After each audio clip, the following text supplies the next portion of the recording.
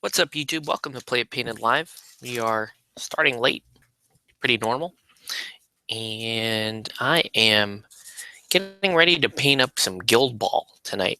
This should be interesting. This is the first time I'll be painting Guildball. Period. I've never touched the miniature line, and let me show you what I have here to select for the evening. So I have a nearly complete Masons team. I will just need to. I think I'm only waiting on one miniature to fill out this team. So anyway, here's the miniatures that I have. I've got them primed up and ready to go. I actually did use P3 white primer on these because I'm trying to get the smoothness on the miniatures to be a little bit better than some of the other stuff that I've put out using the airbrush. So anyways, I'll go over those in a minute. I'm going to just start setting up my screen for... Oh, just going to set up my screen here for how I...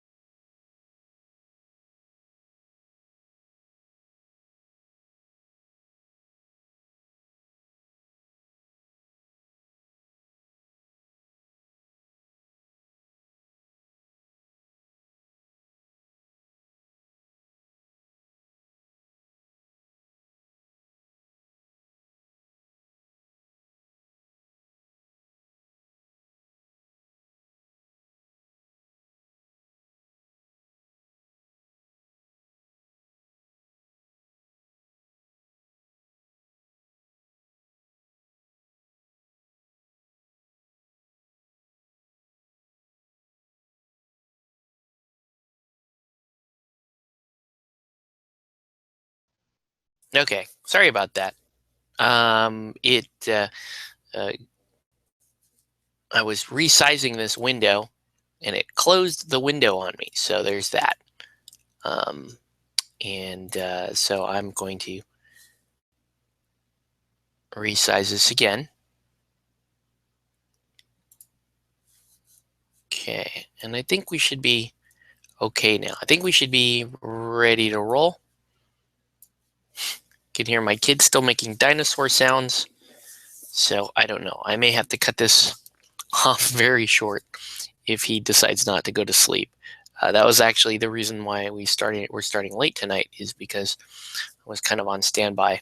Thought that maybe I was needed to put him to sleep. Mom sounds like she's going to try to take care of it herself. But, if she needs my help, then I'm going to log off and take care of it, because that's what we do. Anyway, like I was saying, here are the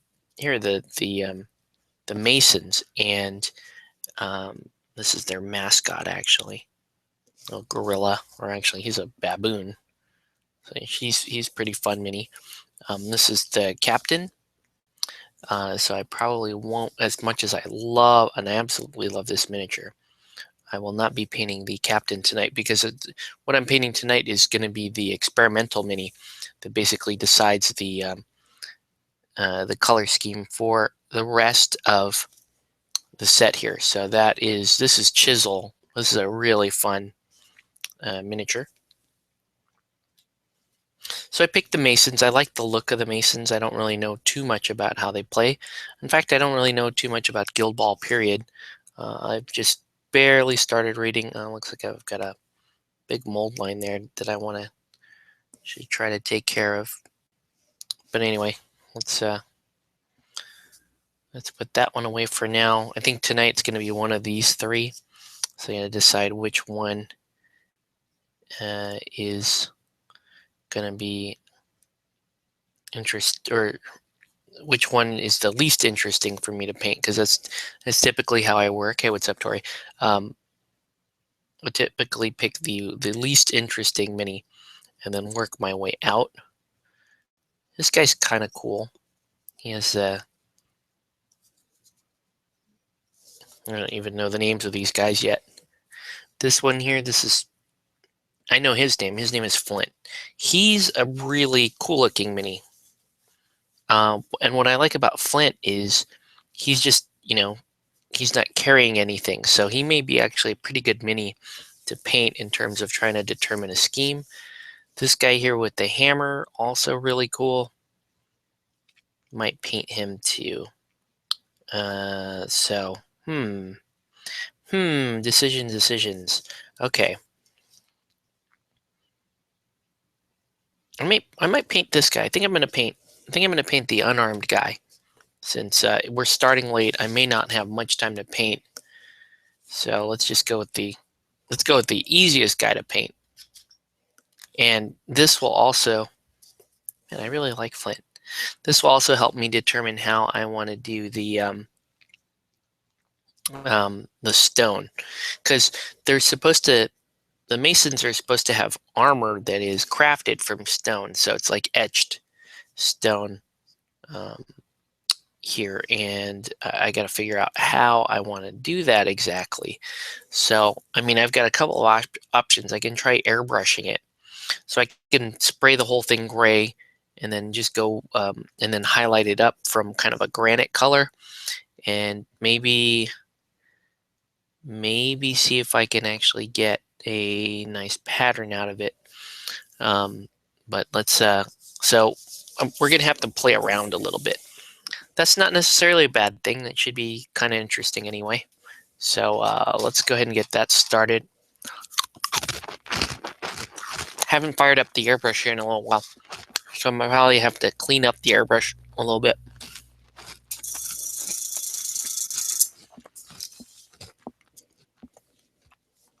Also have the ball itself. So anyway, I got a few things I have to do here for the airbrush. Fill up some alcohol. That's good. Where are my gloves? Where did I put my gloves?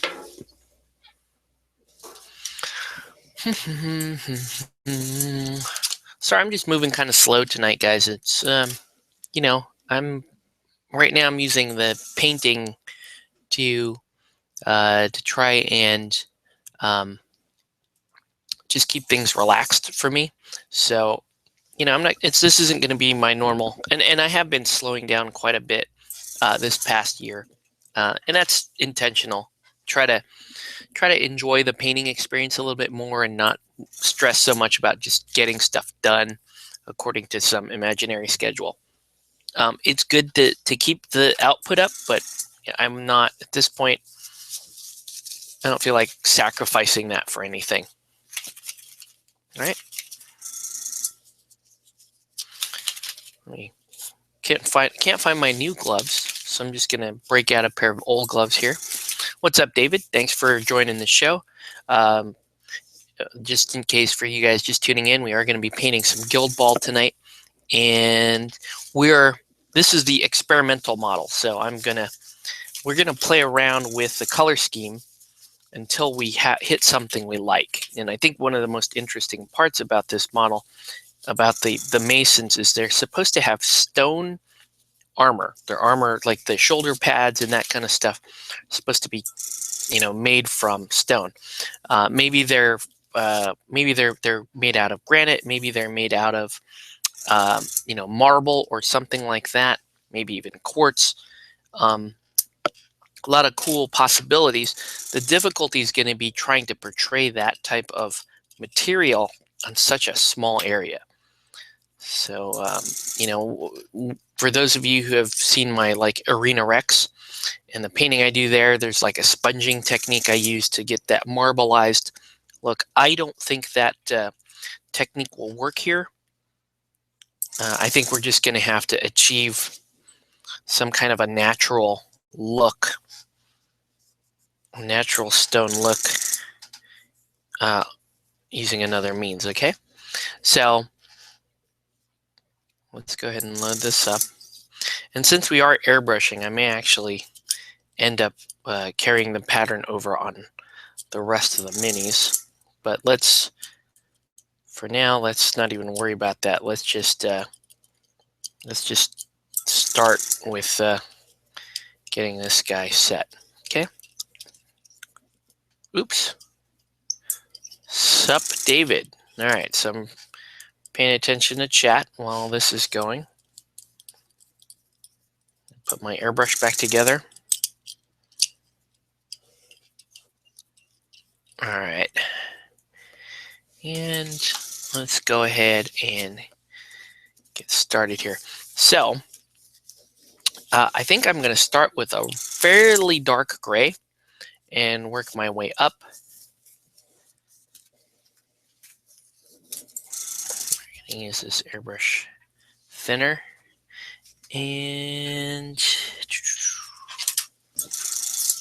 let's look at some colors here.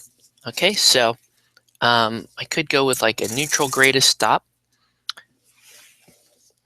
Sorry. So maybe this type of gray, or the other thought is go with more of a white stone,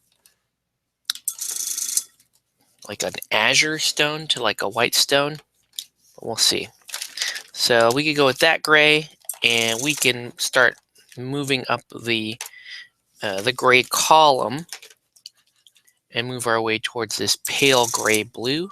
Actually, I believe I have that in. I do. I have that in the Vallejo Model Airline, so that's good. Do I have a gray in between or even a blue? I want to give it a little bit of a blue tinge, so I may use some of this blue. I may use some of this blue mixed in. Oh, sorry you're not feeling well, Tori. That's kind of a bummer. Okay, so here we go. Ooh, I get no. Hope this stuff sprays okay. I'm not really getting good power behind this. Maybe I need to clean out the nozzle. Probably the nozzle's got a bunch of gunk on it. This is what happens when I haven't used my airbrush in a while. Just, you're supposed to keep it clean, but you know how it is. Sometimes it's just hard. All right. I think that's pretty good. Okay. So let's start with some US gray. We'll put a few drops of that in the airbrush, and I'm going to dilute it with my airbrush thinner. And we're just going to spray down the whole model with this gray to start. And then I'm going to start mixing in some blue with it.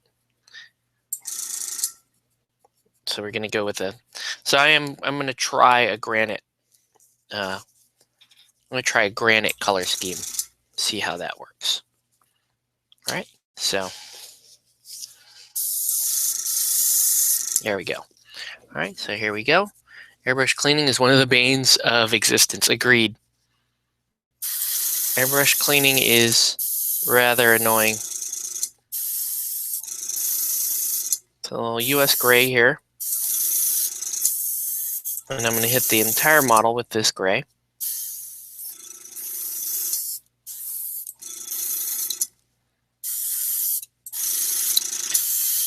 And I'm going to have to remember this scheme. If I like this scheme, I'm going to have to come back and watch this feed and make sure that I do all the other models using this exact same methodology.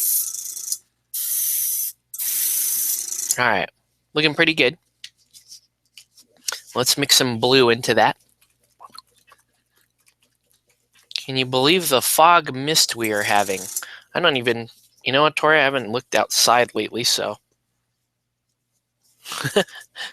So I'm just going to take your word for it.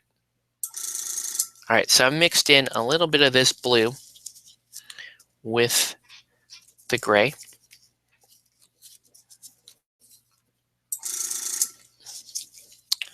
And this will give the stone a little bit more of a, I don't want to call it a patina color, but that's kind of what we're getting here. Okay, so now we start the zenithal.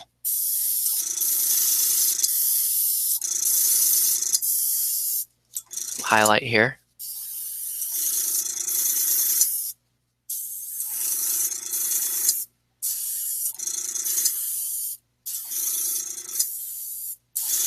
Right now, I know you guys can't really see anything on camera other than gray over gray.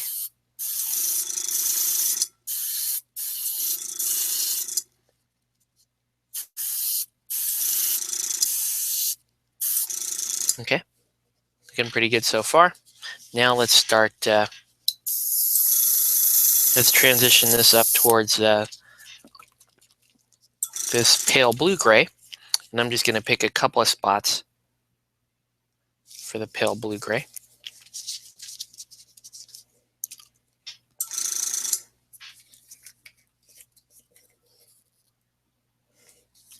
All right. Is winter really setting in around there?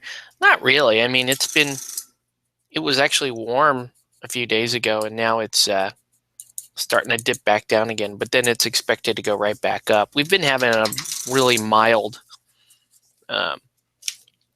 we're technically still in the fall, but the temperatures have been warm. We've had like the hottest October that we've had in recent years, and a fairly high average for November as well.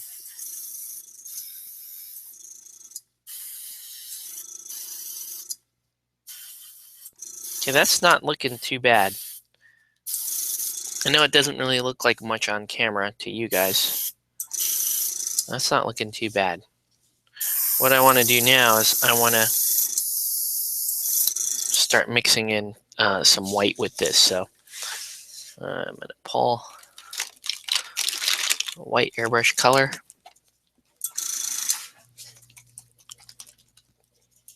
All right, so now we're just going to add some dead white. We're going to add it, and we're just going to pick a couple of spots for our lighting. Then it comes down to, then we got to figure out how to wash this. It's a lot of work just to try to get granite, but I don't know if it's, I don't know. We'll see how it actually looks at the end of all this. Because right now it's not looking, it doesn't look particularly granity yet. It just looks like kind of a gray green. Okay. So now we have a bit more white in the equation, and I'm gonna pick spots with which to focus the white.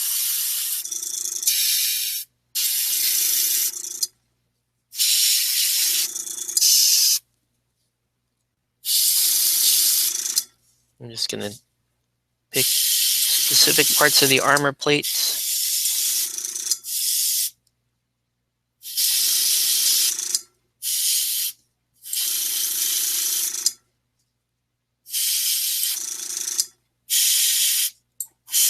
Yeah, I don't think I'm really getting much of a stone look, but I am getting a decent look, just not stone.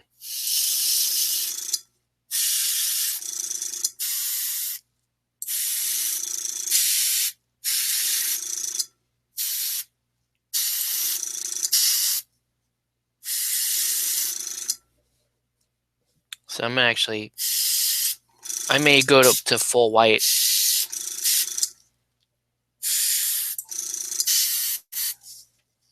Yeah.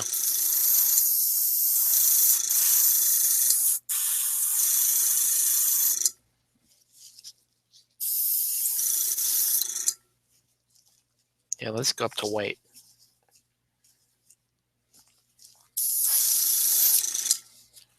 We'll just do white in a couple Corey, since you're painting Guildball, can you talk a little bit about gameplay and mechanics of the game? Yes, I will. Actually, as soon as I'm done with the airbrush section of tonight, I will start doing that, Corey.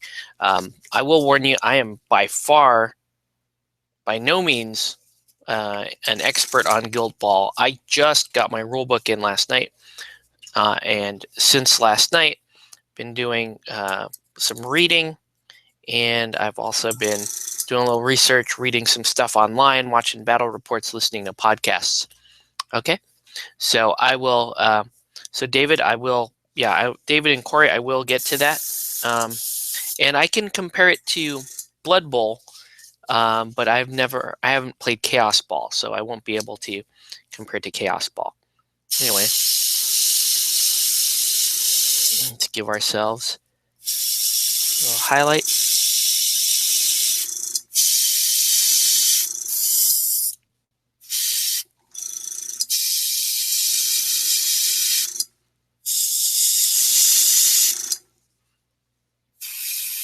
So at least the lighting looks pretty good on the miniature. I don't know if this is what I'm going to stick with, though. We'll see. We'll just paint it, and we don't like it, we'll repaint it.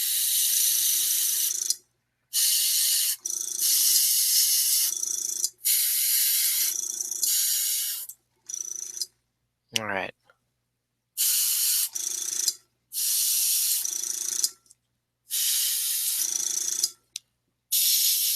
One thing I will say about this Flint guy, he does look like just kind of an everyman. So he's fairly generic looking.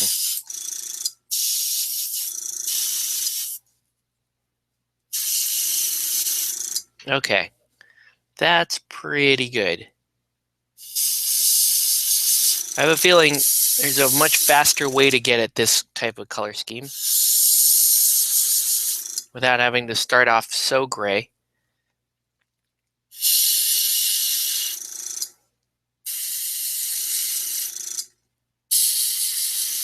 And for sure.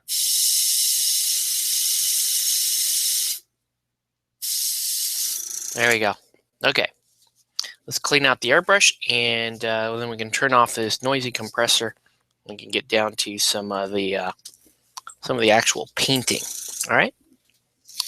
So while I'm doing this, I'll just ramble on about some of my background with miniature sports games. And frankly, it's only one game. And so, just to let you know, I'm a Blood Bowl vet. I played Blood Bowl since, I want to say, we'll call it 1994, maybe earlier. We'll call it 94 though. Third edition Blood Bowl.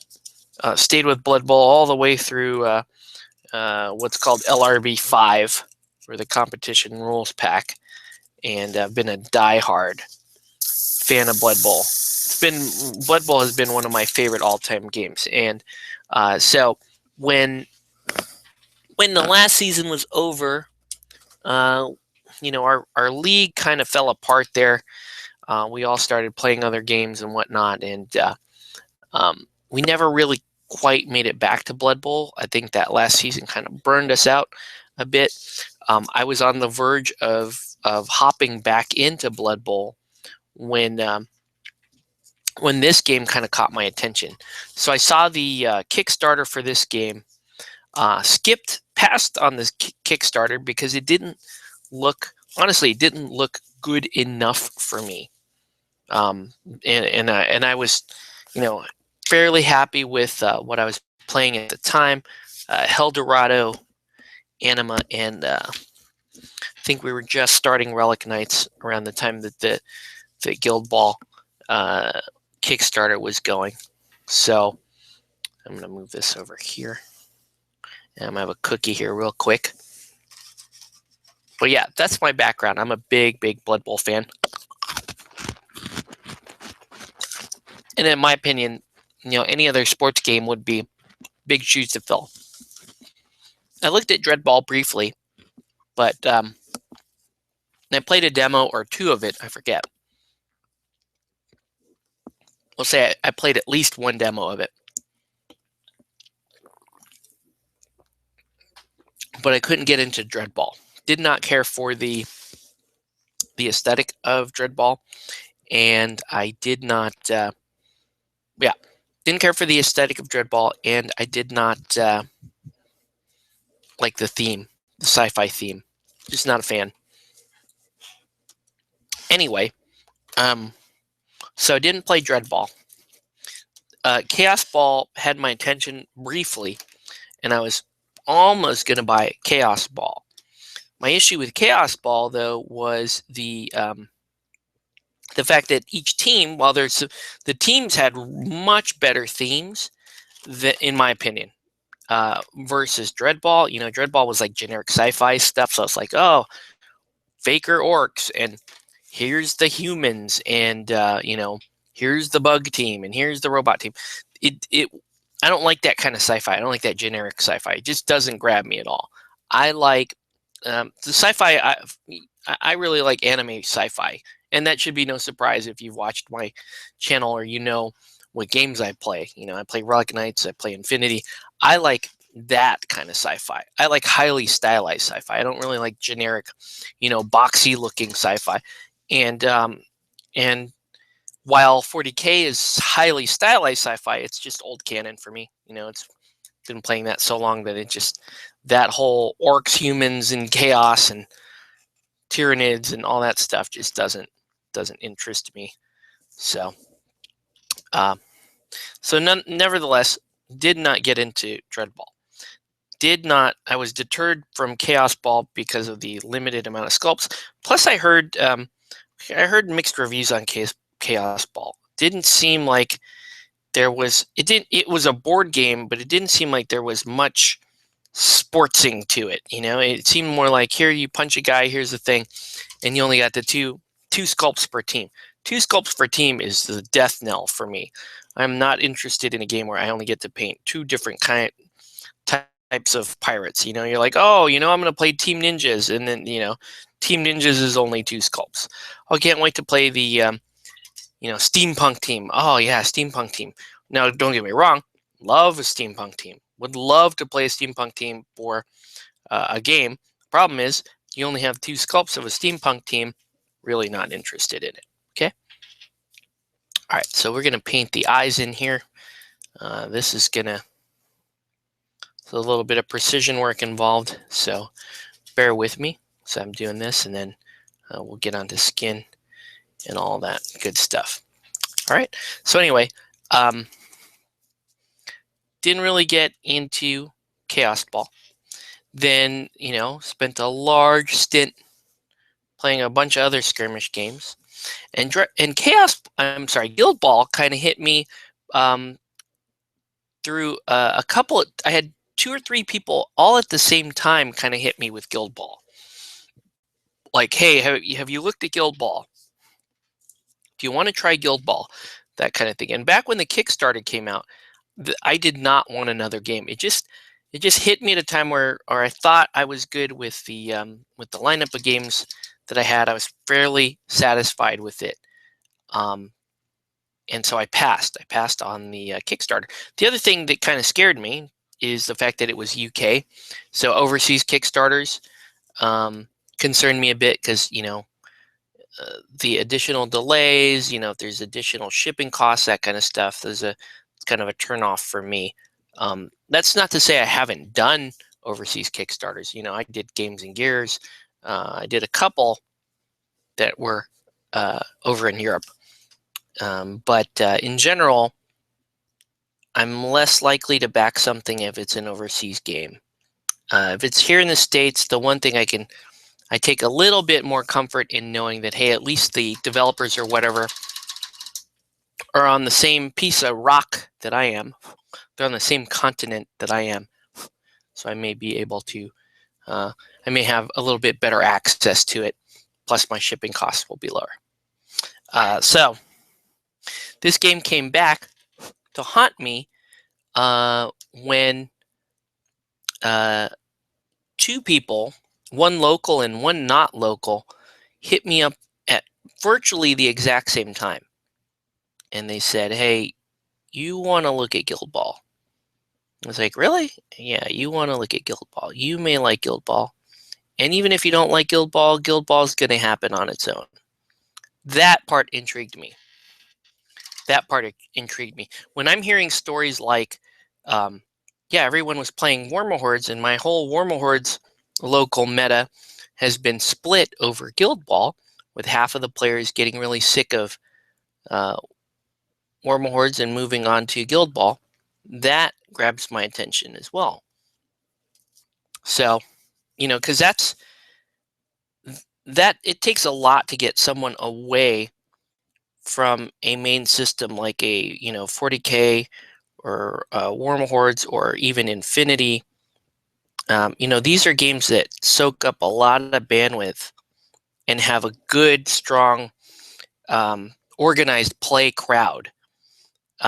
So to get them away from such a main system into a brand new game, that pricks my ears up, because that's what, we've been looking at doing with Relic Knights and some of the other games that have come up over the years. Wrath of Kings, the true Kickstarter miniature games.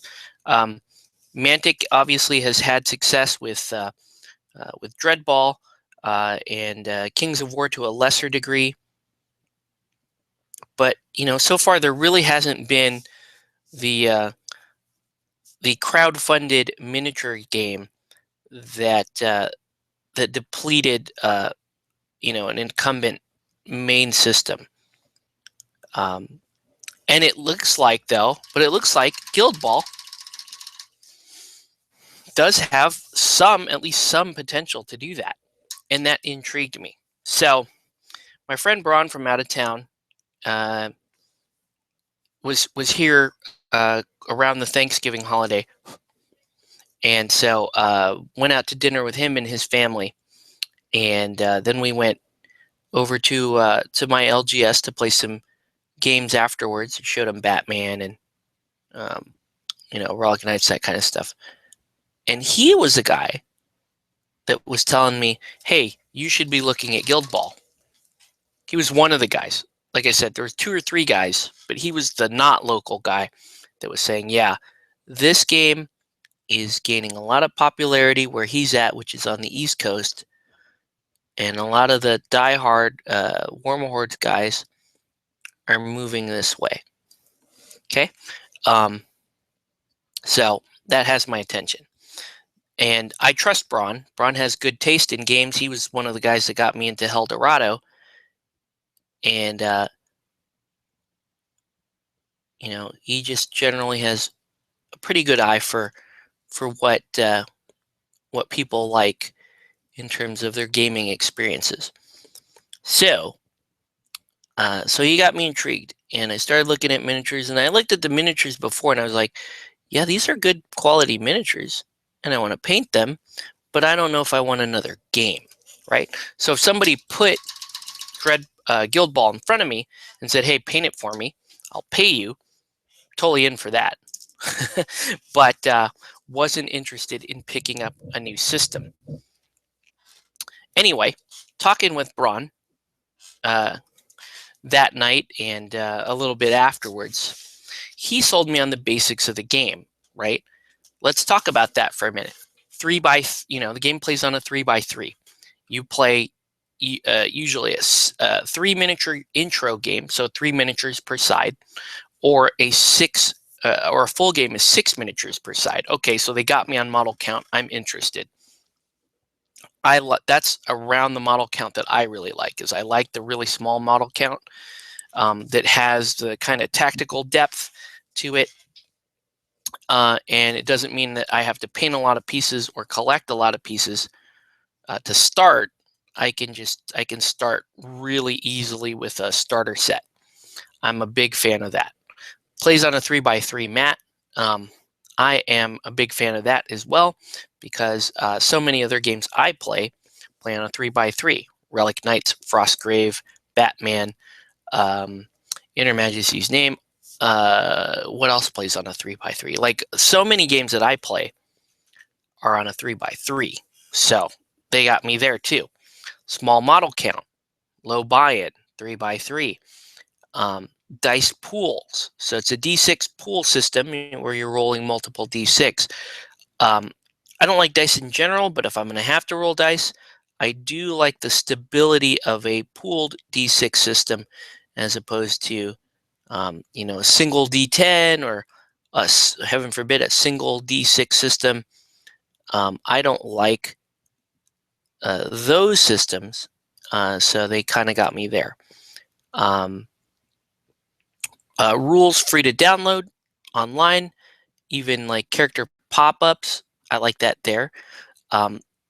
The design team are big Warma Hordes fans. And what's interesting about that is why that grabbed me is interesting because I'm not really a Warma Hordes fan. That game doesn't really grab me. Well, I like it. I like it on some merits, but the overall experience of Warma Hordes, the community, the active competitive nature of that game, that doesn't really. I don't mean the community like they're mean. It's just a community of competitive focused gamers. That's just not my thing with miniature gaming these days. So that in of itself shouldn't be a plus for me. However, the guys who did Arena Rex, Red Republic Games, will openly tell you that they are big Warma Hordes fans, and so some of their design decisions were influenced by it. And I really like Arena Rex, and I felt that some of the design decisions that they carried over from Warma Hordes were stuff that I really liked. This game also, if you've ever played Warma Hordes before, this game here the precision of this game and the whole, rewarding aggressive behavior, big charge bonuses, damage boxes, a resource mechanic that isn't totally unlike Focus or Fury. So you can see, like, if you've played a Privateer Press or Warma Hordes game and you start playing this, it will feel like Warma Hordes to you, and that's why I think you see so many Warma Hordes players crossing over into this game.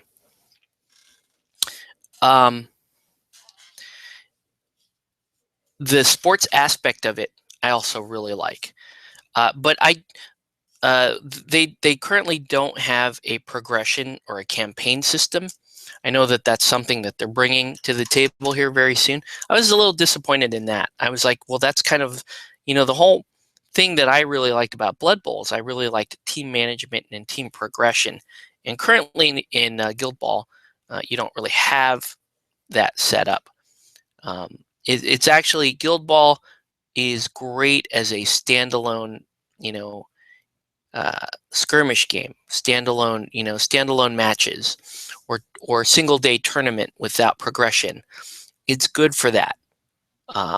So it doesn't have, at least currently, I've heard from a couple people that they are going for like league play, which should be awesome.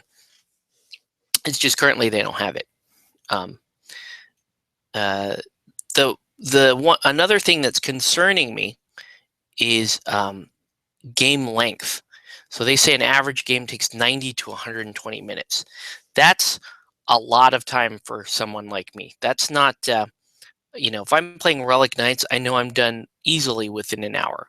If I'm playing Frostgrave, again, easily within an hour, I'm going to be done. Batman's a little bit longer.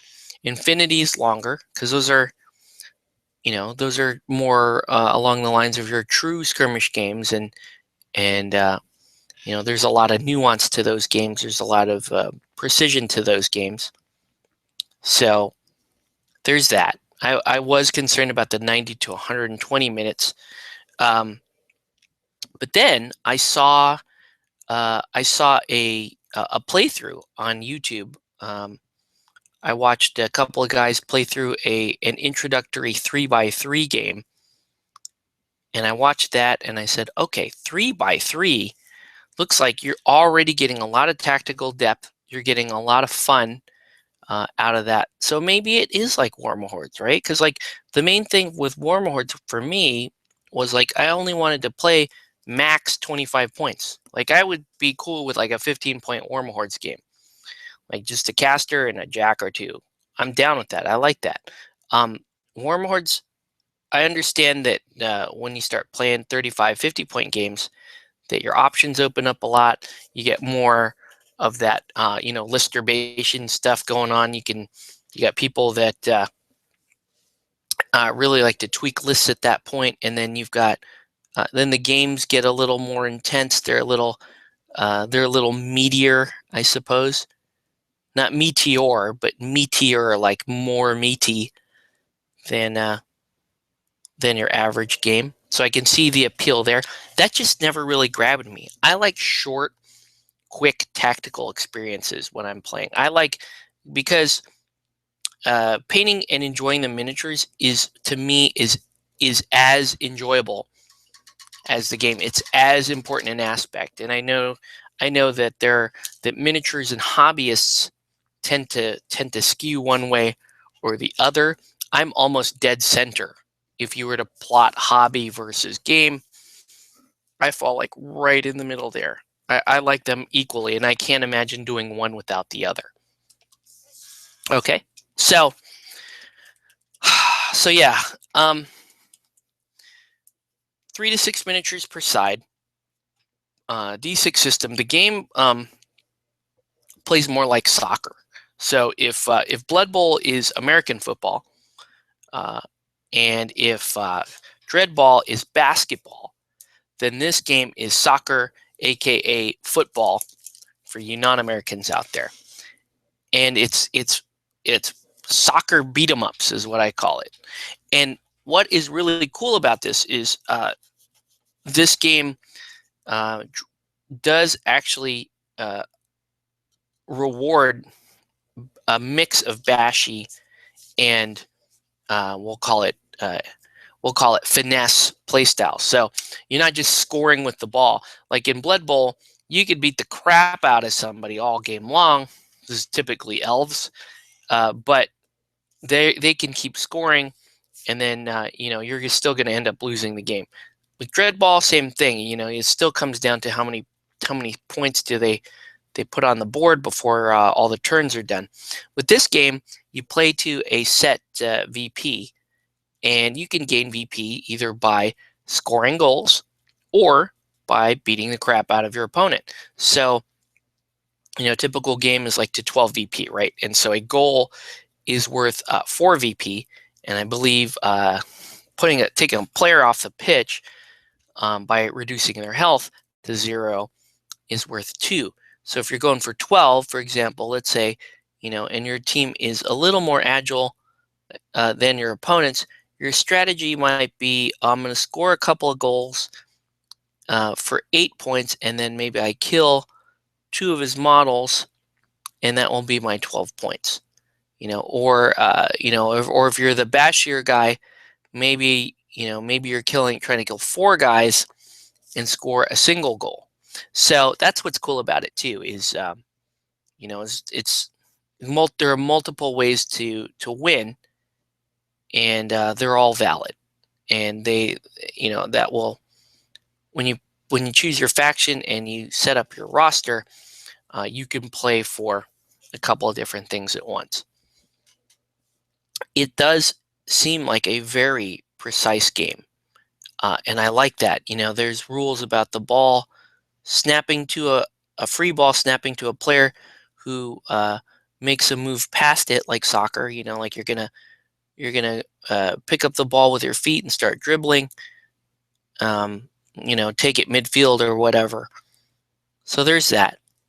The game and when the ball scatters, it's a very precision thing. You have to play, especially because there's no stop. There's no play stoppage in between goals. what I mean is like kind of like Dreadball, where you right after you score, the ball's going to get thrown right back into play. So if you don't have any guys on defense, the other team can just as easily walk over to your goal and take a kick on goal. So beware of that. But yeah, multiple win scenarios. Then you have for combat. The combat does kind of feel like Warlords. You do have hit boxes, and then you roll. Basically, you roll your attack stat against the opponent's defense stat, and the defense stat represents the target number, and then the number of hits you have. You have essentially a power chart like Eldorado, where you can pick an effect like knocking the other player down and doing damage, or gaining momentum, or even setting up for a larger play with one or more of your team members. So yeah, momentum is another thing that is a resource in this game that is gained and spent alongside your influence. So you have influence, which is your kind of your inherent. Here's what your guy. This is the number of special actions this particular player can do per turn. And then all the players on your team contribute to an influence pool. Then at the start of the turn, you, just like allocating focus, you decide who gets influence, right? Momentum is a little more like, I guess, Fury, where you can generate momentum and then spend it. It also works as a really cool kind of buffer for initiative on the following turn. So if you have leftover momentum from the previous turn, it clears out, but it helps you with that initiative roll on the next turn. Let me know if I'm just rambling, or if I'm not if I'm going too fast, if I'm not explaining something. I'd be happy to try and clarify. But once again, just bear in mind, I have just really started reading the rules. But yeah, I mean, so far I'm very impressed with it. The game looks very impressive. You can definitely see that it's using modern game design, where the core mechanics are somewhat straightforward, but then you have a whole host of other interactions that happen. You have model-specific rules, and that to really add depth and replayability. So yeah, so you got that. Sorry, I'm repainting the guy's pupil in, so it actually looks like he's looking forward and not just he kind of looked he looked a little cockeyed there. So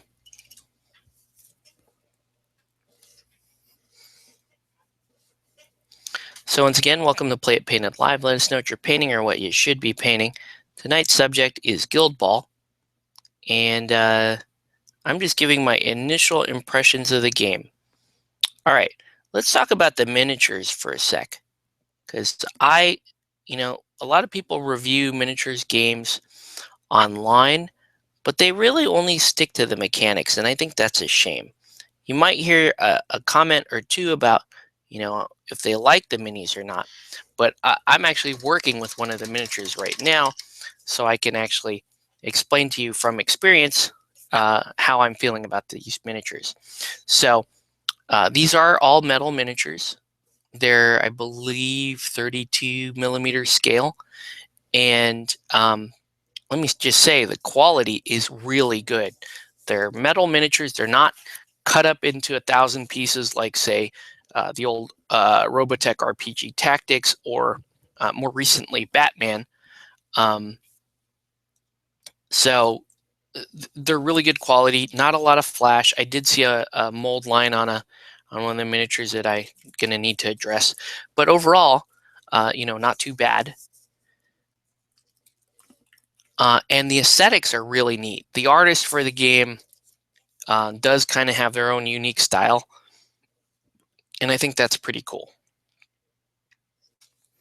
All right, so now I'm going to apply a P3 flesh wash to this mini, as opposed to a sepia wash. I could do a sepia wash, but I've been liking this P3 wash a little bit more.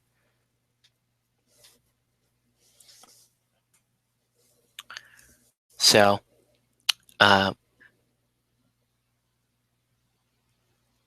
yeah, you can tell. I mean, there are definitely Warmahorde's influence in this game, and I would say that it has a lot of the same strengths and weaknesses of Warmahorde's. For example, strength of Warmahordes is the precision of the player, right? Warmahordes is, some people have described Warmahordes to me as a game of millimeters, because the slightest push, the slightest extra advance that you squeeze in there could be the difference between winning and losing in Warmahordes. And Guildball is similar in that way. It's positioning is a huge part of the game, and maneuvering to make sure you get the ball and make sure that you're in or out of the appropriate player zones for matchups that you want to have on the field become a big deal. And the rules, the language of the rules has been vetted by people who play Warmahordes, and they understand how important it is to be consistent on your rules. So on your rules and the language behind your rules. So you've got that going on. Okay. I'm almost at a point where I can mount this on a stand, so I won't have to handle him anymore. All right. Factions. Okay. Yeah, we could talk about factions here as well. That's a great question. But before I finish here, let me explain. Like I was saying, you can play I was comparing it to Warmahorde. So aggressive play and precision are the two things that these games have in common, and they're strengths of this game. One of the weaknesses I can see to the game is if you're not, the game really does, with how clean it is going to attract a lot of competitive players on a public scale. So if you're not really into that and you need to play pickup games, just be aware of it. It's like Warmahordes. When you play Warmahordes and you try to play casual and you're in a pickup scene, there's going to be players out there that just, kind of want to stomp your head in. So I can see that happening with this game. The other thing is game length. The game length of time is a serious concern for me. 90 to 120 minutes. Again, if you just play, and I think that because of the complex interactions and the type of crowd involved, I think most people will want to play the full game. 5 teammates plus a mascot. That's probably that, and I know that 90 to 120 minutes is set for that. If you're playing the intro game, you can probably get those done with experienced players. You can get those done in less than an hour, and that's kind of where I want to sit with the game. I would prefer to have quick intro games, and then after a while, or a once in a while thing, get out there and play a bigger game. All right, so I think I'm going to go with this Imperial Blue as the underplate, but I'll let that flesh wash dry up here. Yeah. So, and then the minuses for the game is they are, again, similar to Warmahordes. When you're not the active model, the rolls are unopposed. So it's like I roll 5d6 against your defense. There's nothing you can do about it. That's not necessarily bad, but it's just annoying to me. I like opposed rolls. So it's one of the things I really like about Infinity and Frostgrave is it may not really increase your odds of successfully defending against what the other player is trying to do to you. However, you feel like a little more involved than, say, Warmahordes, where, when I was playing Warmahordes, I almost felt like I was a secretary and I was just there to track damage boxes and patiently await my turn. Now, given that Guildball is an alternating activations game, it may be that to a lesser degree, but I still like the idea of an opposed role to give me at least some feeling of involvement when a guy's trying to punch my face in or whatever, right? So I'm going to call that's kind of a con of the game. The other thing is, I can see with the interactions and all that stuff and the desire of the crowd to really get into list building. That's kind of a minus, but for me, again, subjective here. I don't need to break out all the toys. I like playing in general. I like to play skirmish games a little bit below the recommended game size. So for me, that's kind of a minus. The fact that the one thing that drove me insane about Warmahordes is people want to play 50 points and then they just plop down this huge units full of stuff, and they'll roll tough rolls all day. If you're a troll player. And that just seemed so boring to me and so expensive and just not fun for the other player that's a huge turnoff for me. Wonder why it takes 2 hours. Seems like if you're only playing with a few models and a low point total, it would play faster. I think, Troy, it's just because of what I've seen and what was described to me is that you probably could get the games done in 1 hour, but kind of like Infinity, where positioning is so important. It's stuff like that. It's kind of finagling all that stuff. And then the basic tempo of the game, as it was explained to me, is that the first couple of turns, or maybe even the first half of the game, the first 30 minutes of the game, for example, would just be jostling for position, passing the ball around, trying to feel the other guy out before somebody actually breaks through and scores.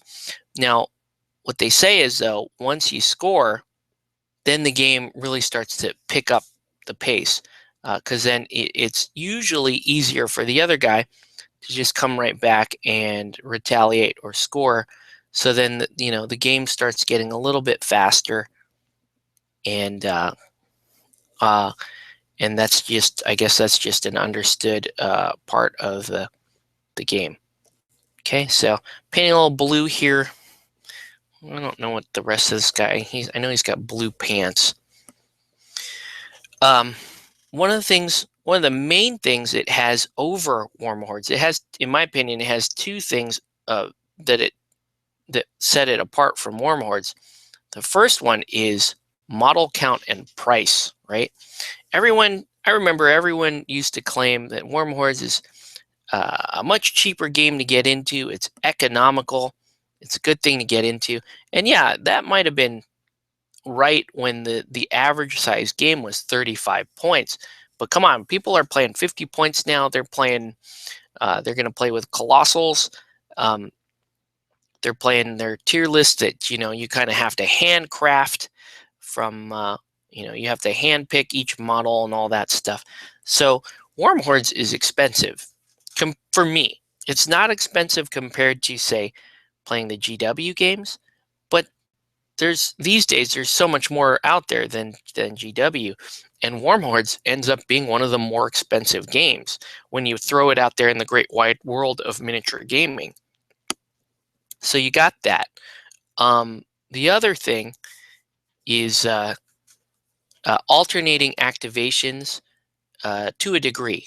So I like this aspect as well, better than Warmahordes. I hated the turn-based system, although it still works for a lot of games. Saga I like it for because the game doesn't work on an alternating system.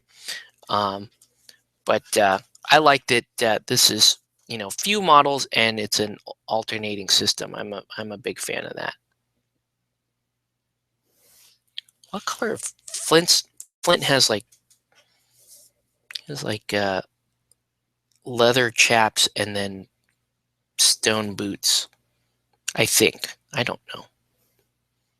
I don't know if I'm painting Flint correct here. But so far this is the color scheme. I'm going to brighten up that armor quite a bit. But before we do that, let's re-highlight the skin.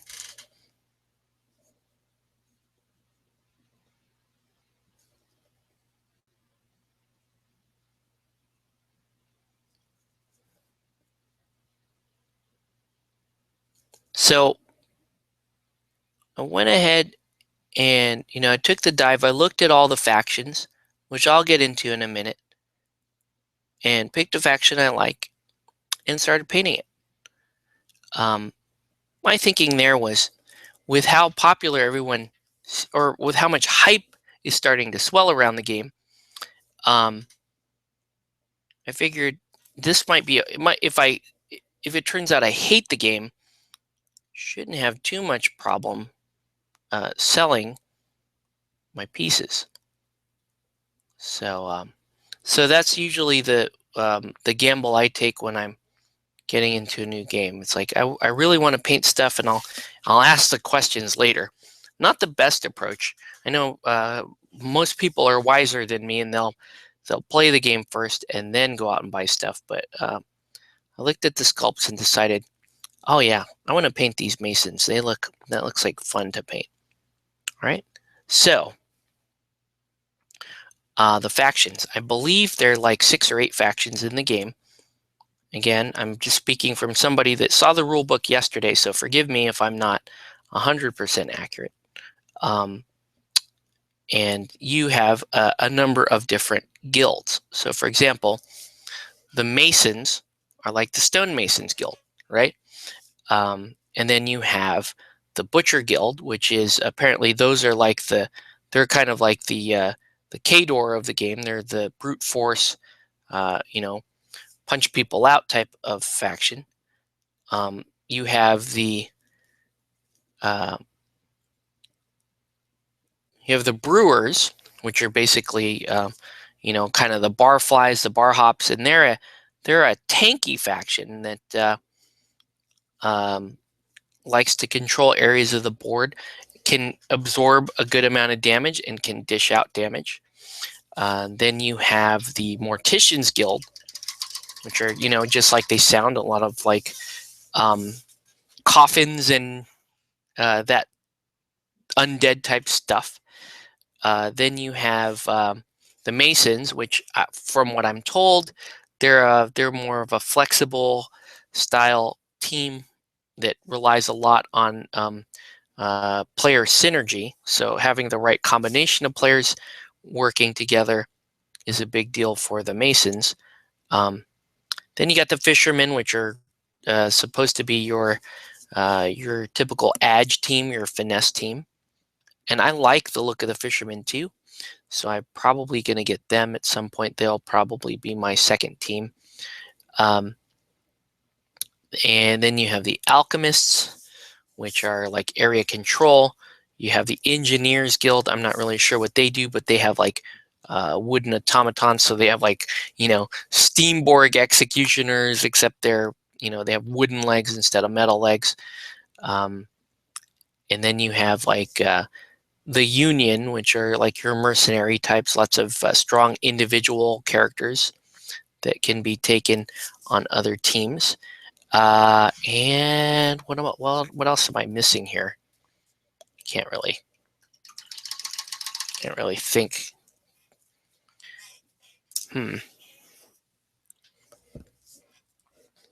So here's Homeboy. So far, so good. There you go. Let's read some comments. My biggest complaint with Warmore Hordes is the game, which requires facing and precise placement and movement in order to play. well, should have models that fit on their base without hanging over.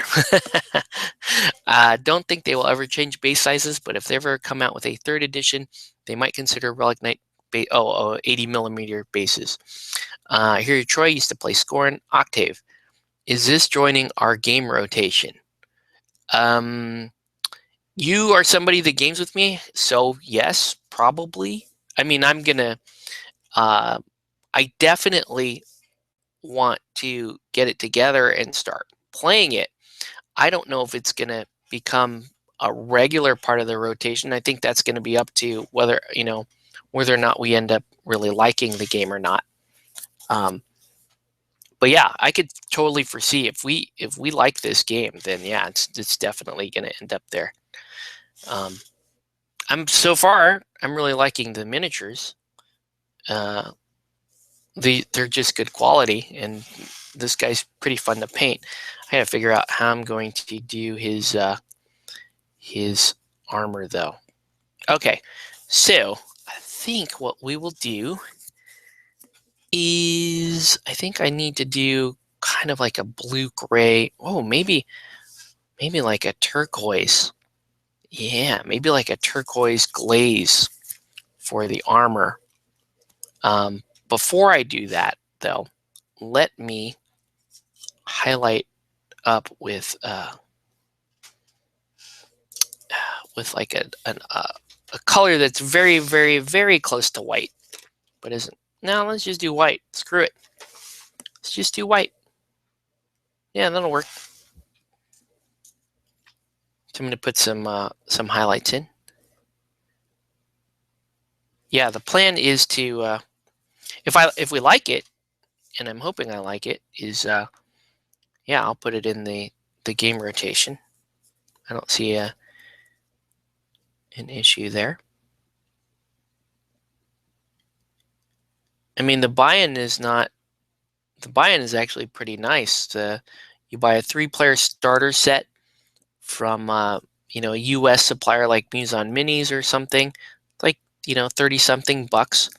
And then if you're going through Muson Minis, for example, it's free shipping on orders $50 or more. So then if you bought the rule book and a starter set, that's free shipping, $50. If they had 1 to 3 inch melee ranges, it wouldn't be so bad. Or were you talking? Yeah, I think you're still talking Warmahordes there. Yeah, I agree. With how precise the game is and facing and stuff, for Warmahordes, not this game. I can see where you're coming from, Troy. Makes sense. All right, so I don't know if I'm liking this armor or not. I may have to end up making them look like Shattered Sword guys, paint the armor like azure color, and then go glacial blue, and then go glacial blue up to white. Yeah, it'll look brighter too. So maybe I'm going to end up doing that.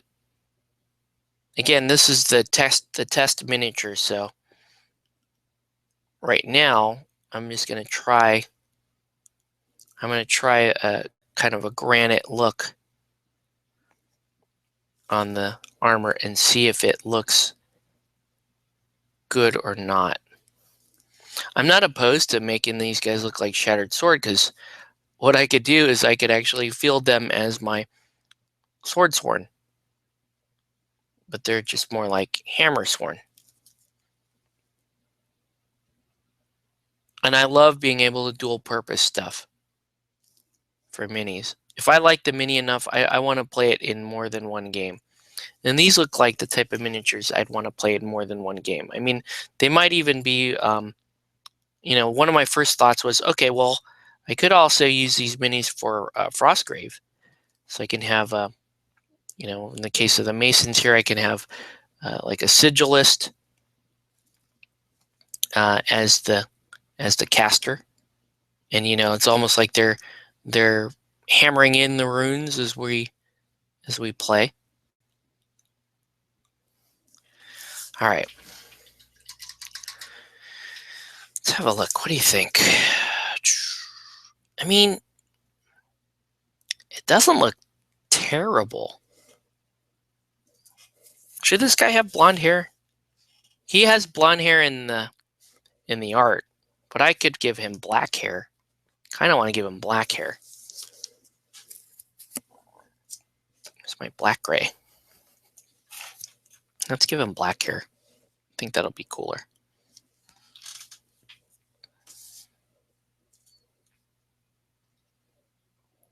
Yeah, I don't know. Maybe I do make him like how I did Sebastian Cross, which is, just blue and white essentially. This guy's got good hair. It isn't that different from my own hair.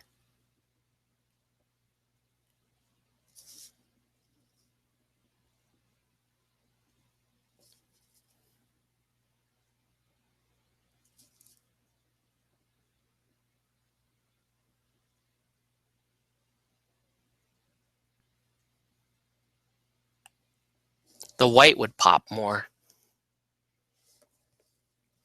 The white would pop more. It just really, I don't know. It wouldn't look like stone, but I may just give up on that idea.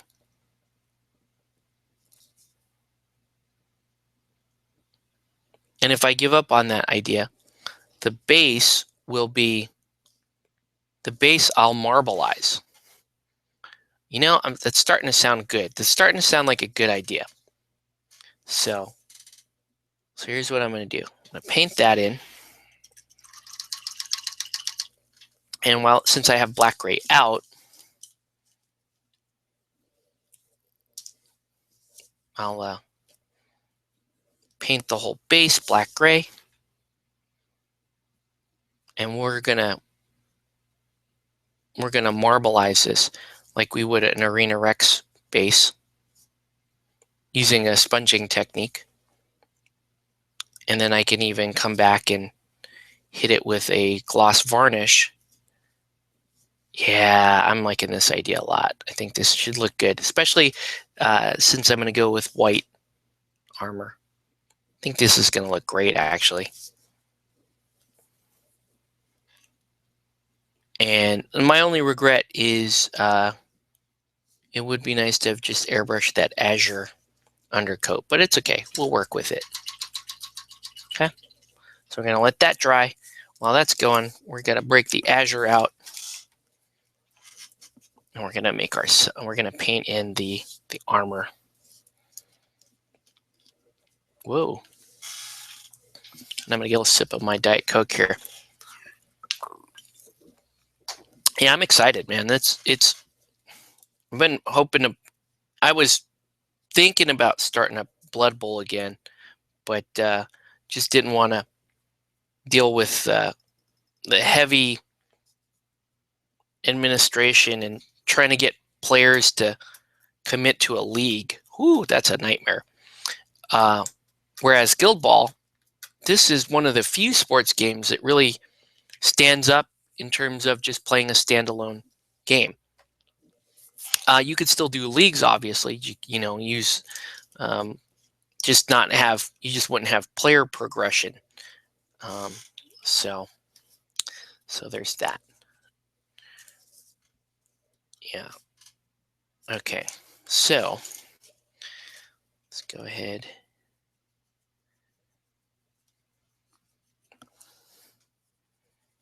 I may have to pull out my Sebastian Cross model for reference here.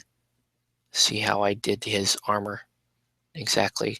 I know for a fact, though, that azure was the base coat, and then I think I went up to glacial blue and then white, but I don't remember if I washed with a glaze or something like that.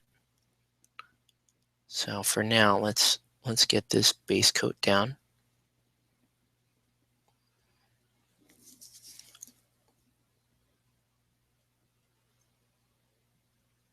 part that sucks is I'm basically undoing all that airbrushing I did at the start of the show. But hey, that's why this is the test model. Is you don't like something, then you start over until you get a scheme that you like, and then things will get a lot faster when we start doing the other minis.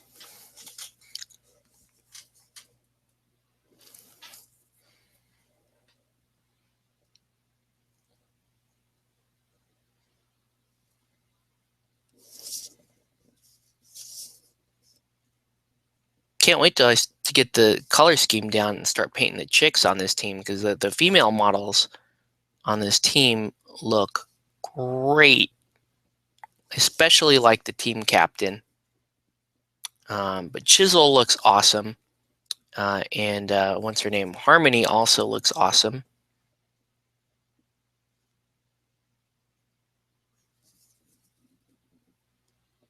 I'm not even. That's going to be a brown leather belt. I'll just paint it. It's fine.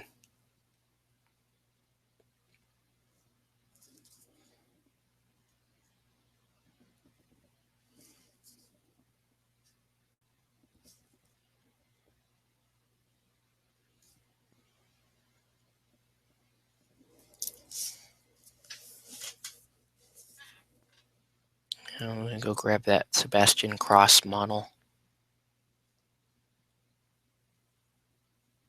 because these will match my shattered sword.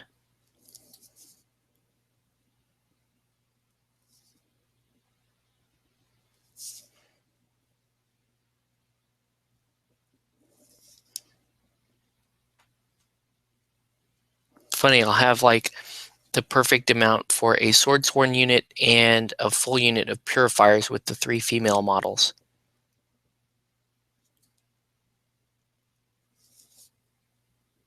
And a baboon, which I guess I can use the baboon for Frostgrave or something.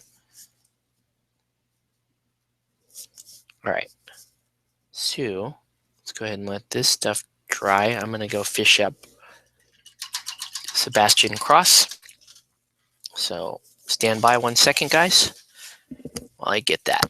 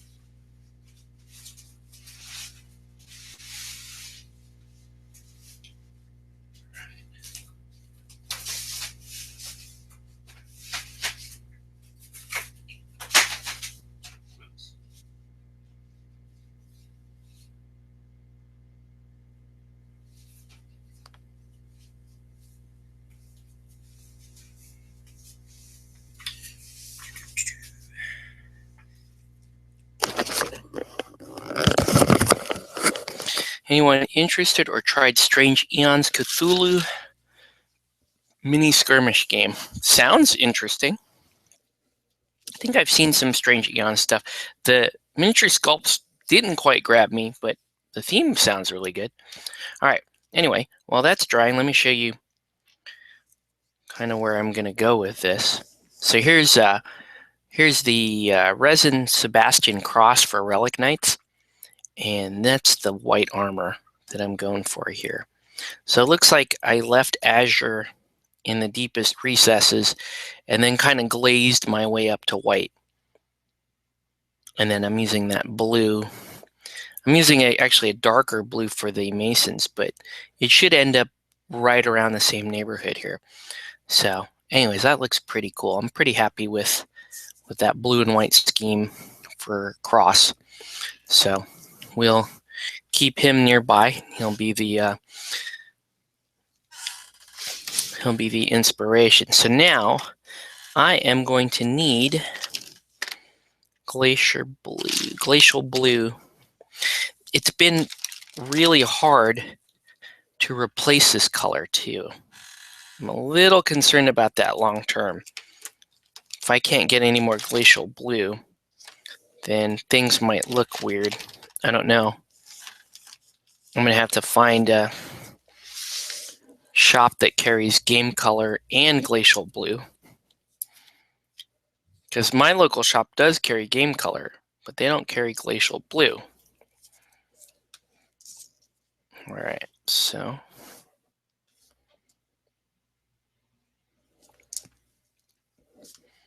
let's get back to it. Oh, I forgot. I forgot to do. I forgot to highlight the hair. Might as well. I'm gonna add some of this. In fact, I'll just grab some of this glacial blue, mix it in with some of that black gray. All right, the game looks cool, but I agree with Octave. The sculpts are a bit lacking. There should be other companies for the miniatures. Yeah.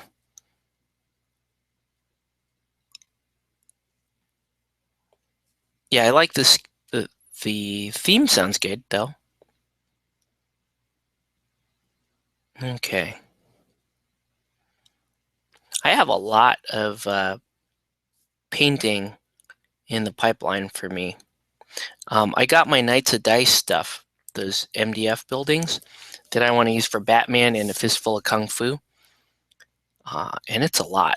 I am going to have to get through and start working on those. I have a Ghostbusters game that I have done 0 things on. I haven't even primed those. That's a lot of production style painting. The sculpts aren't, I'm gonna be honest with you, the sculpts aren't the most inspiring things. So that's probably why I'm dragging my feet there. This stuff, between Takahashi, the Relic Knights resin stuff, and now this stuff has my attention. So that's why I'm painting these, or this anyways. Looks like I need to hit the black. Brookhurst Hobbies has, yeah, it does, including game. Yeah, I need to. I haven't been to Brookhurst in some time, so I need to get over there. Glacial blue has become fairly critical to my style of painting, kind of like how black gray and yellow ochre have become critical to my style of painting. So I'm going to need to replenish it at some point. Along with deep skin tone, there's another one that's somewhat critical to my style of paint. I like that instead of player versus player, one player controls the good guys and the other player controls the monster. Oh, that's cool. All right, so now let's just start highlighting. Okay, so a lot of fine detail on the armor here. And I'm just gonna paint in and around.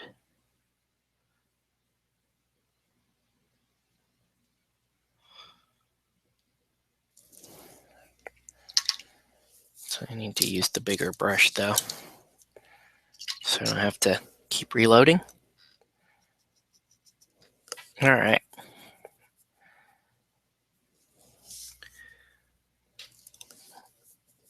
So it looks like my my Mason scheme is going to come in really, really close to the studio art, which is a little disappointing, but sadly that's par for the course for me.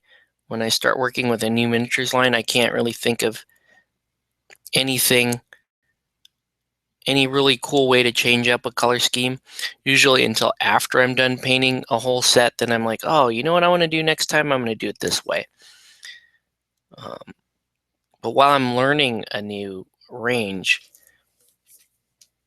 I tend not to do much. Man, I think I may have to just dry brush this. It's really fine.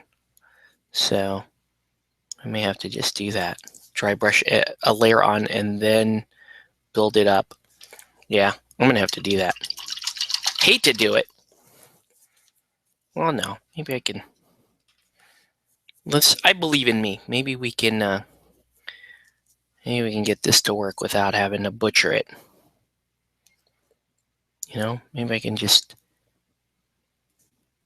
rely on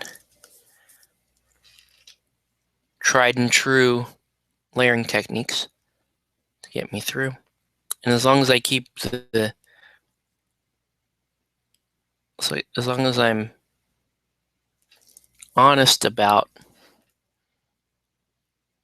seams and amount of paint, should be okay. So I can always just build up towards it.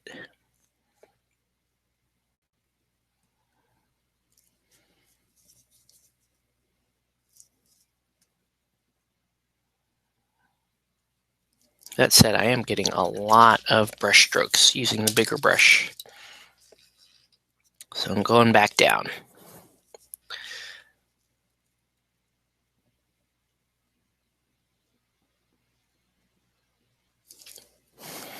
There we go.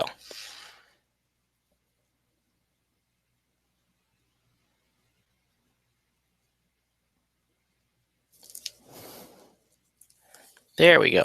That's already looking a lot better. And the downside to this is because it's white, I'm going to have to do a lot of layers of glacial blue. And then a final layer of white.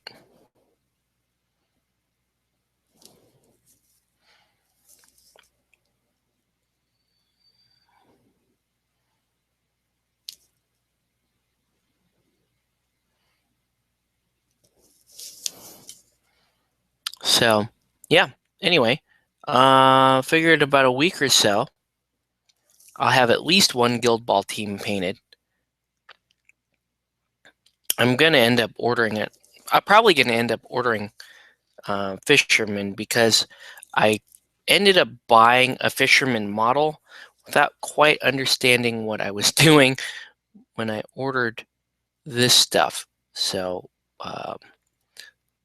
and I do also like the aesthetics of the Fisherman. So it's not that bad. I just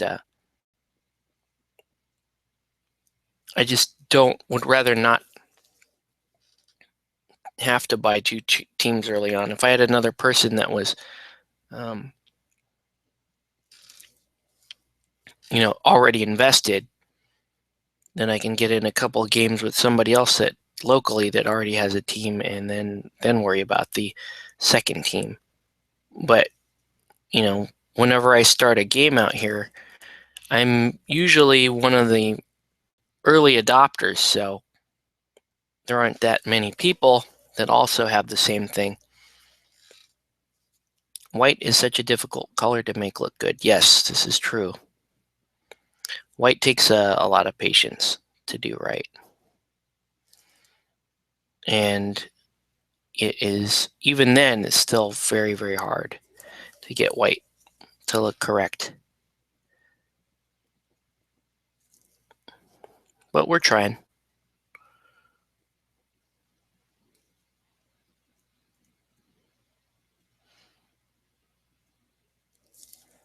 Did I put flow improver in this, or am I just missing the mark here?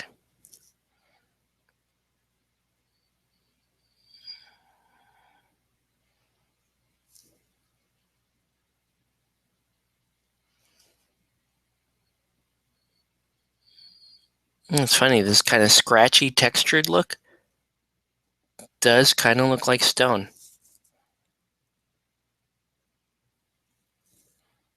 When really all this is this sloppier layering job.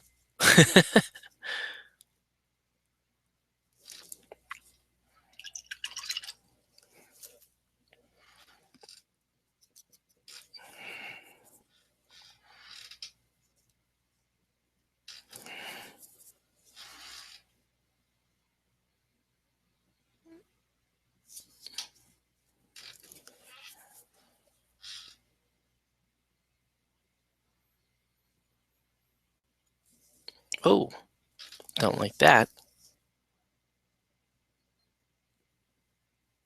Brings new meaning to the term white knuckling it. Just ran the paintbrush with the white right over the guy's knuckles.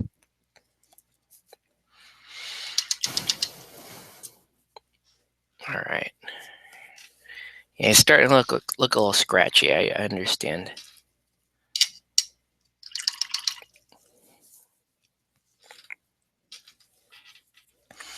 But this is only the first layer of the white, so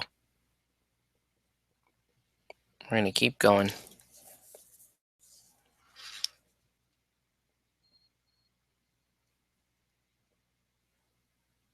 At least until we have a good white base coat down.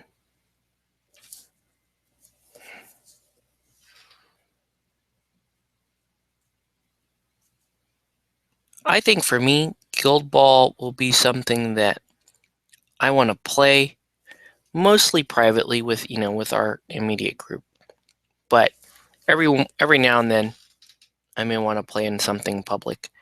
I don't know that I will officially be volunteering or anything like that for this game, because I already have, full plate with Ninja Division stuff and all that noise.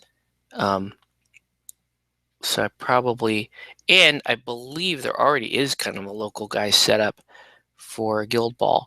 So I'll probably just attend his events and be happy with that.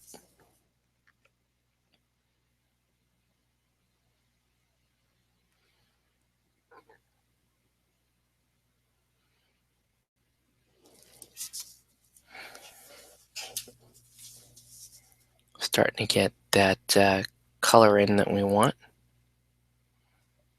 It's just going to take so many layers. Good news is, with the rest of the models, at least I know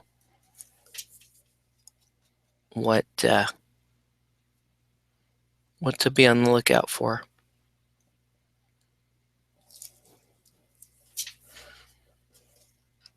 You can see this. Ooh, that was bad. Do not gob white on. Just do multiple layers. Miniature's not going anywhere. He's not going to run away. So even if I don't finish him tonight, which doesn't seem very likely,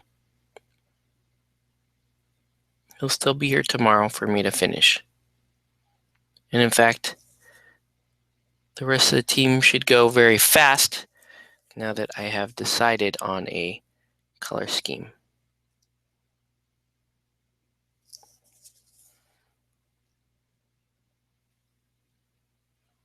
So while we figure this out, I'm going to paint almost all of the model in this white armor color scheme. And then we'll just kind of trim it down from there based on what we want.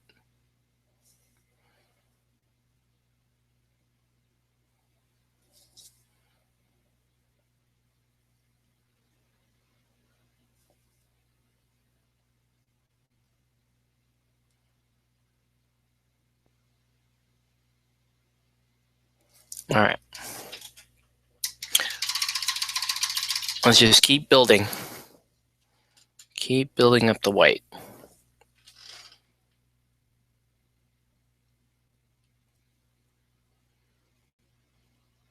Until, of course,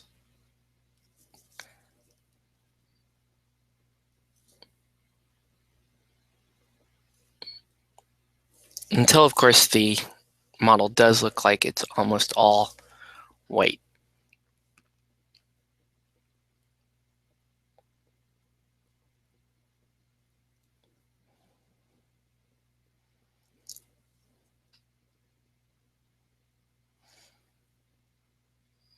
But I'm already starting to obscure some details, some really fine details in the greaves and that kind of stuff.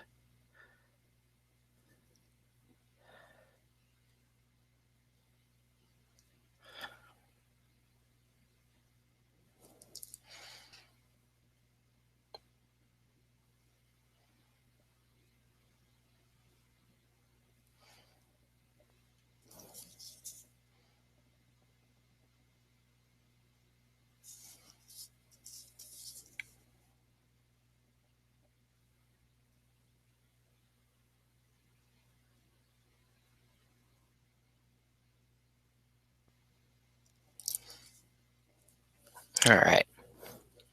So, I'm going to ask you guys, if you're looking at any Guildball stuff right now, what factions interest you? Guildball. For me, Masons for sure. I also like Fishermen, and I like Alchemists. But my friend Kevin, he's going to be playing Alchemists, so I'm not going to pick up the Alchemists. I'll play against them. But their playstyle looks cool, and their miniatures look also quite cool. The Union stuff looks really cool. There's some really great looking singles in there that I probably will want to pick up and, just throw in. I believe you can take them as mercenaries, so I would just throw them in either the Masons or whatever other team I have for looks, and hopefully it may even be a good combination with what I'm running.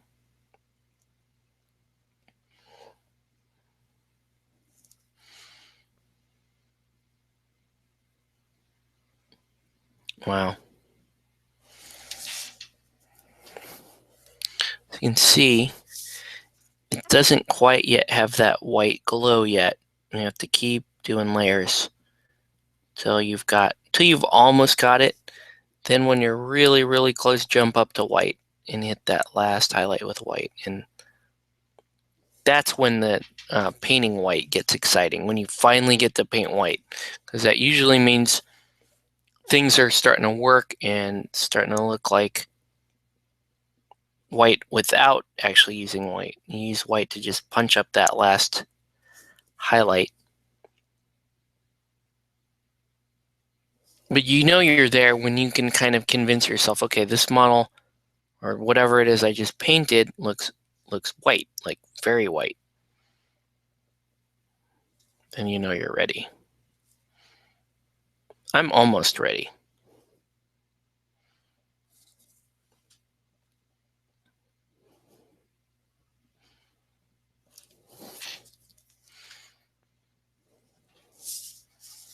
Looking pretty good.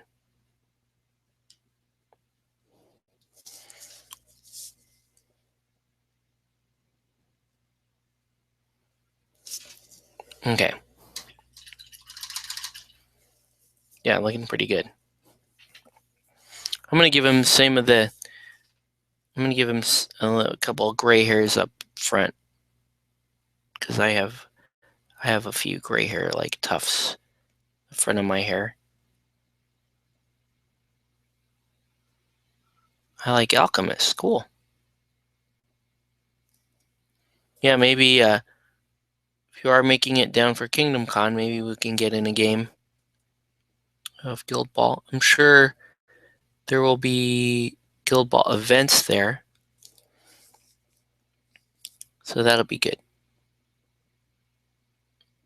They're kind of got a gray there on the head. All right, so now, before I finish that white highlight, I actually need another layer. I am going to start marbling up this base. So I'm going to let that sit there for a minute. I'm going to use this Mediterranean blue, and I need a sponge. So I'm going to take some sponge from the blister pack. It's like a Batman blister pack, I think. And then I'm going to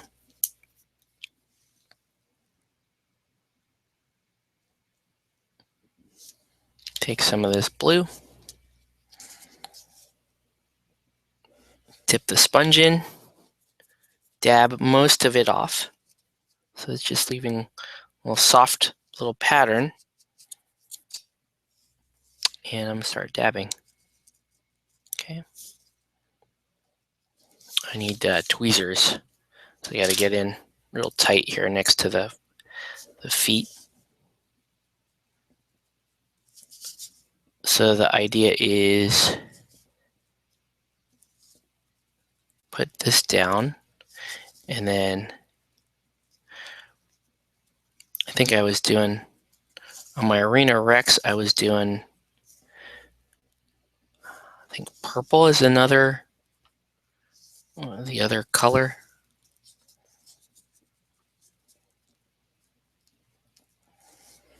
Okay, so there's that. Now let's take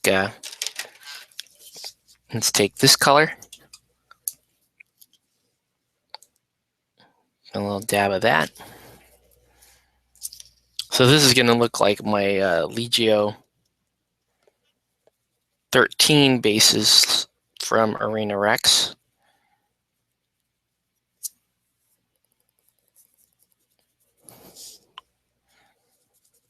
Make sure I get most of that purple off. There we go. And oh man, see, you gotta be careful.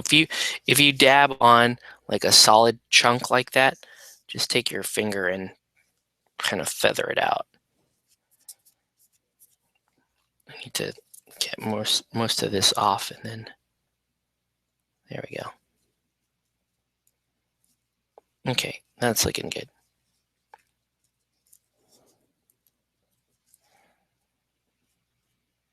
Doesn't really look like natural stone, but it's cool. It's all right.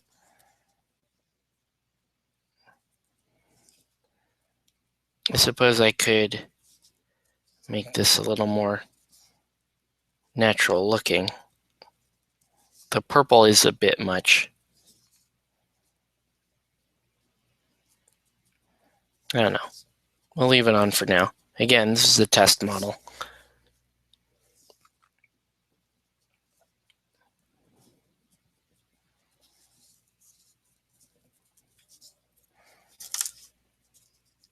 So I'm not terribly worried about it. There we go.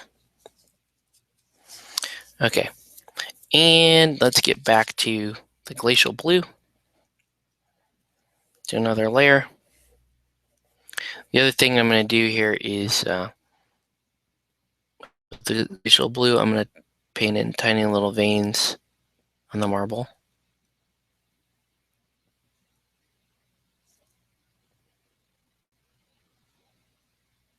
So it looks like it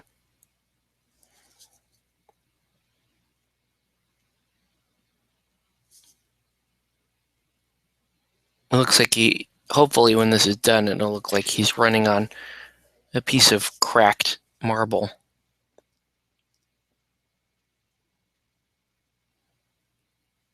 When you're just you just do some fine little veins.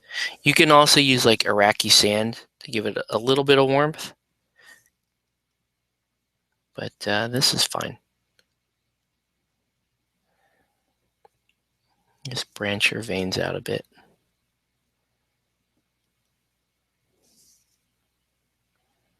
Whoa, that one's a lot. So again, if you do one that's like too broad, just take your finger across it and feather it out. Okay, a little busy, but you get the point. All right. Yeah, I don't know. That base is, I may have to do like a green base. The green marble actually looks better, I think. So I think I'll do that. I'll do a green marbleized base. I just wonder if it'll clash. Oh, a lot of playing around I'm going to need to do here.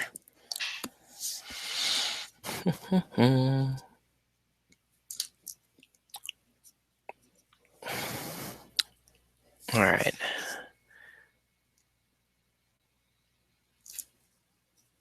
Some more white. When I say I'm painting white, I'm still haven't gotten to white. I'm still painting layers of glacial blue.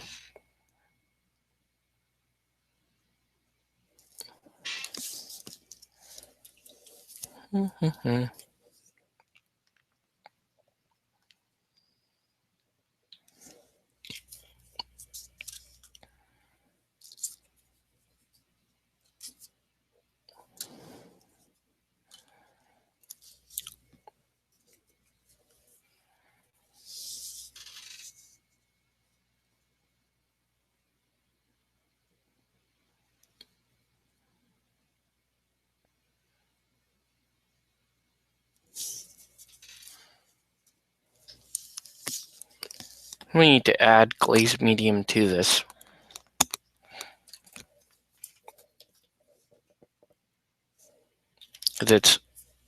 I need to smooth it out. It's just not.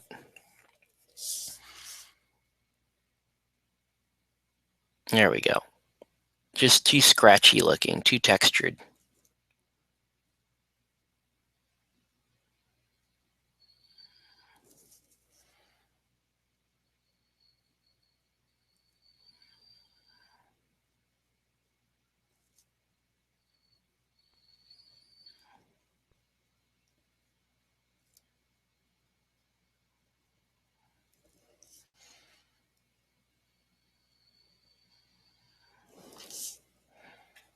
Okay.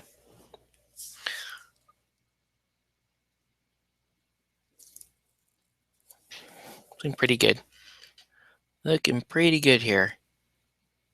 Just about ready for that final white highlight.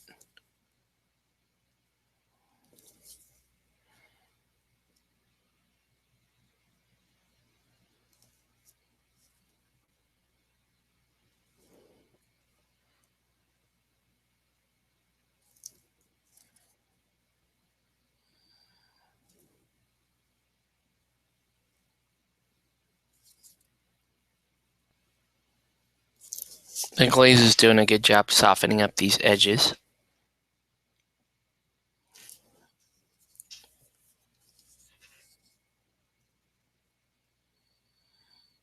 And we're just going to hit it with a white. We're done for now. We're done for tonight. It's not, he's not totally done, but he's getting close. There's some leather details to paint in.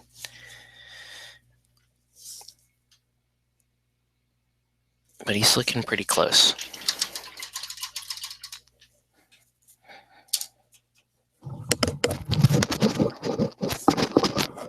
Let's get this white going. Final white.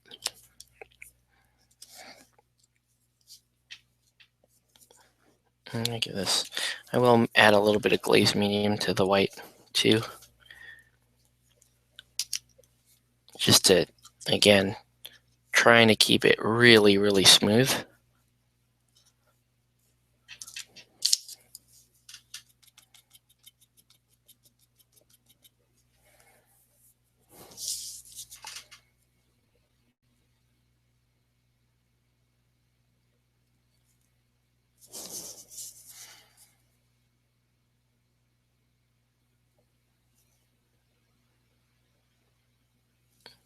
There's not a lot of color, not a lot of different colors on these minis.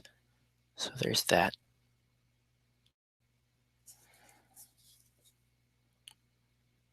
That marble is starting to bother me. So I better decide. It just doesn't look impressive enough. It doesn't pop enough.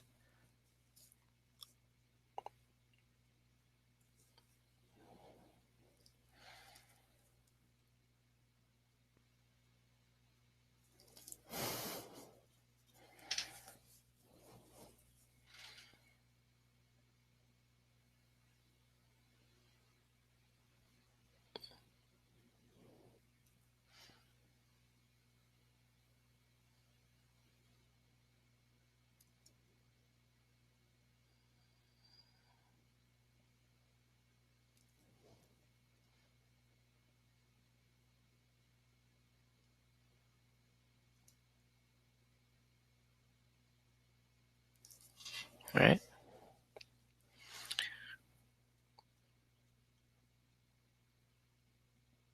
It's starting to look pretty good. Especially that white. It's really giving it the final highlight it needed. But in general, most people will tell you, if you're painting white, don't use an actual lot of white. The white's the final highlight, and you save that till the end. And you really achieve the white by painting a color very close to the warm white or the cool white that you want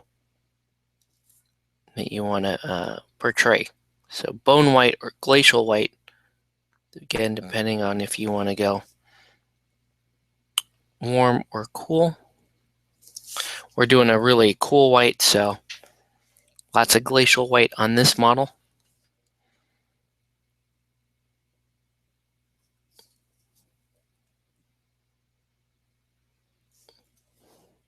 But for sure, he looks like he's wearing white armor now.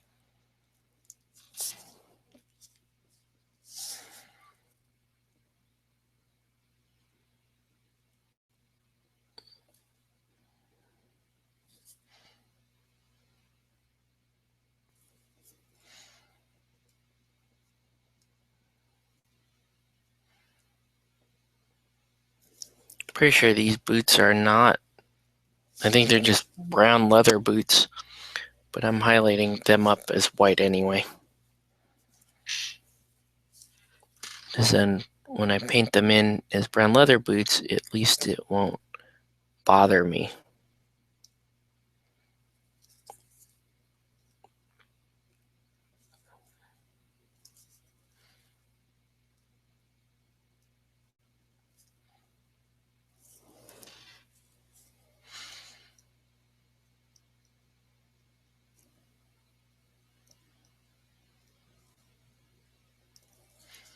Okay.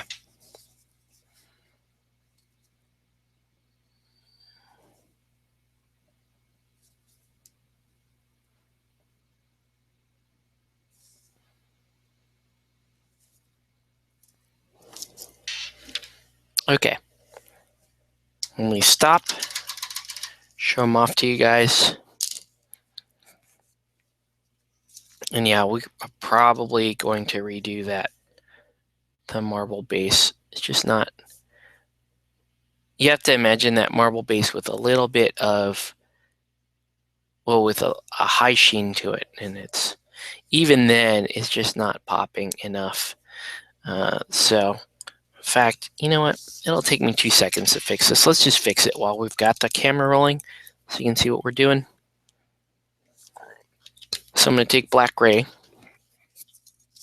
just to get us back to square one.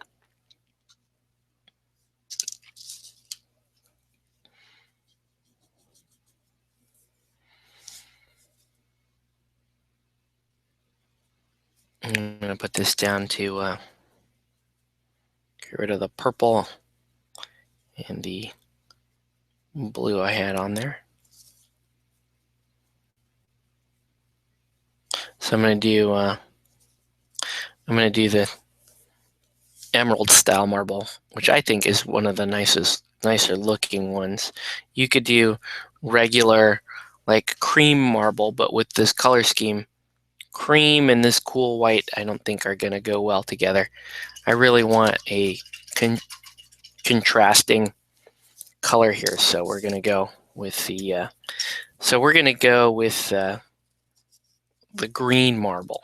Okay, so now I need to find, while that's drying, I need to find a really bright, like a neon-y green, like this scorpion green is good, like that. Let me take a sip of my drink and a cookie while that's drying. Whoa.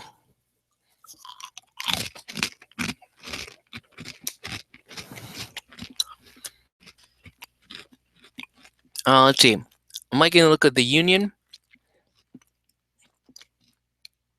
Playstyle Butchers might suit me better. That's why painting white is so difficult. Beginning painter would just paint it white, which looks really bad. You got to start off with light blues and work your way to white in order to make it look realistic. Yeah.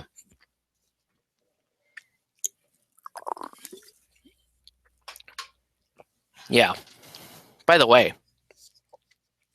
Relic Knight Sebastian, or Questing Knight Sebastian Cross is pretty badass. Got to play more of him. And for scale, they're close. He's a little chunkier than the Guildball guy. but that works. They're pretty close. So I could run these as sword torn if I like. All right, here we go. I need another sponge.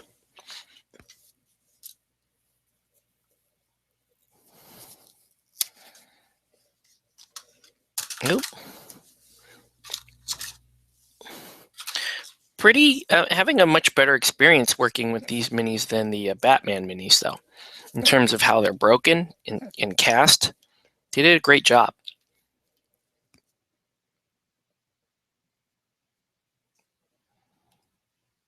All right. So there's my bright green. Put a little water there, just a little,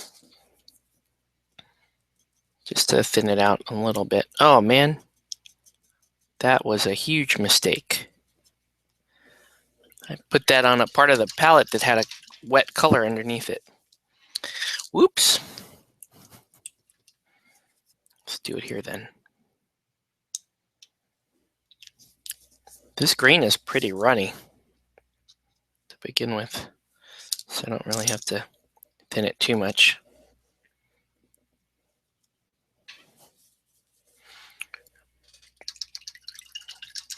All right, so now let's try this out, this bad boy.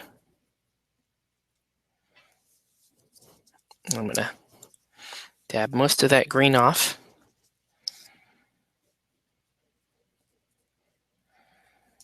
And we're gonna take the tweezers and do this number on it again.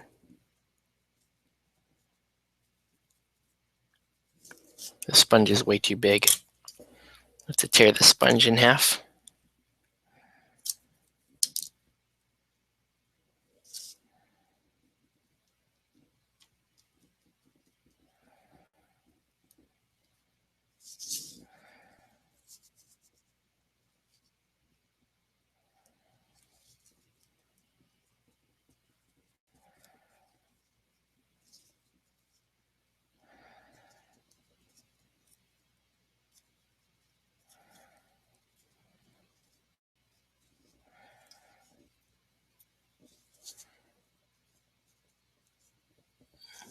I have to come back and hit the shoes with the white again.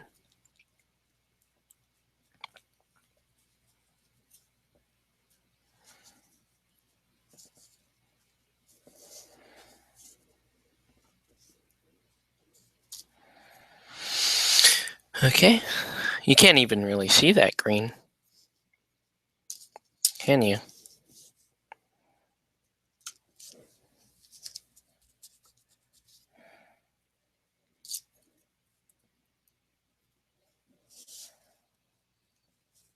There we go.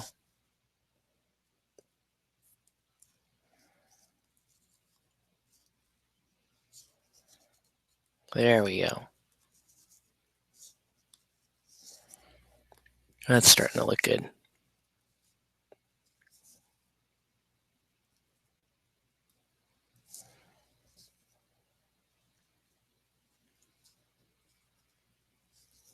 Okay.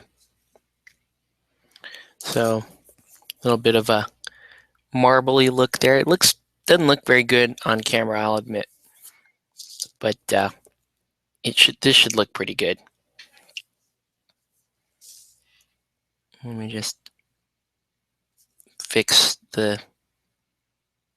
touch up the areas where I got a little too much green on the mini.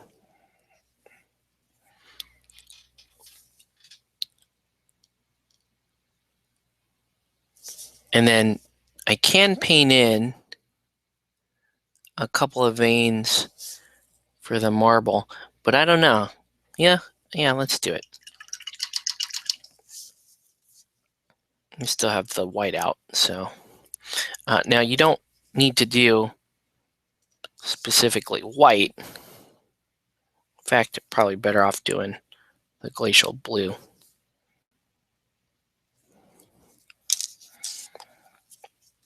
All right, so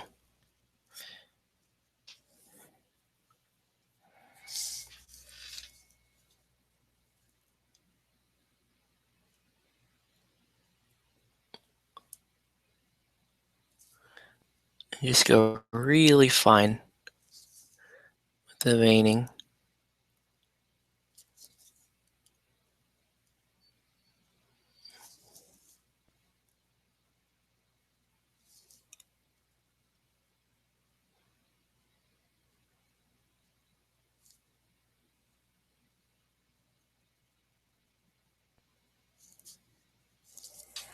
There you go. Wow, you can't really see anything on the camera right now. It's like it's too, I think it's too close to the Mini to see what's going on. There, you can kind of see it. See the little veins and stuff there? And then when it hit, what really makes this technique, though, is hitting it with that gloss varnish. The gloss varnish really does make it look like polished stone or marble. And that's going to look great on this Mini. Let me, before we close up for the night, let me do another highlight on the skin. But yeah, stay tuned. I'm going to be painting more Guildball this week. And I'll post them somewhere. I'll post them either in SoCal Guildball or Tabletop or one of those. You guys know. Or just my regular page.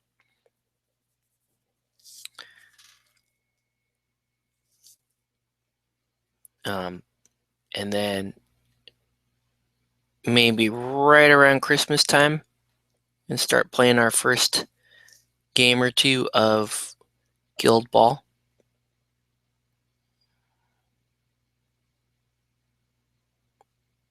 You know, if not sooner.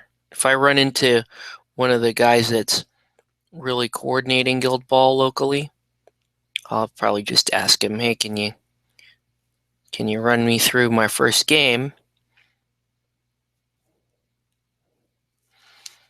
And then we'll just take it from there.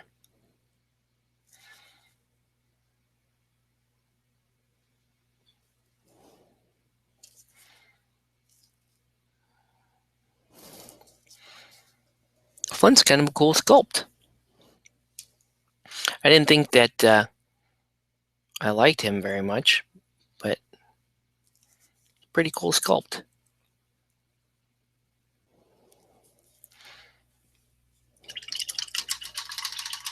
He's supposed to have a little bit of a goatee going. I guess I could do it, but I'm not that interested. It's not that big a deal for me to do that.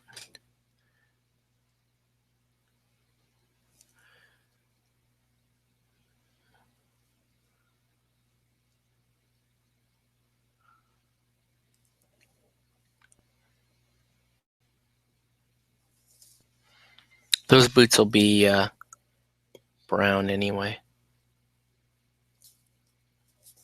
Once I get the actual paint scheme down. But yeah, I guess these are just gonna, for me, these are gonna more closely resemble my Shattered Sword stuff. It should be pretty cool.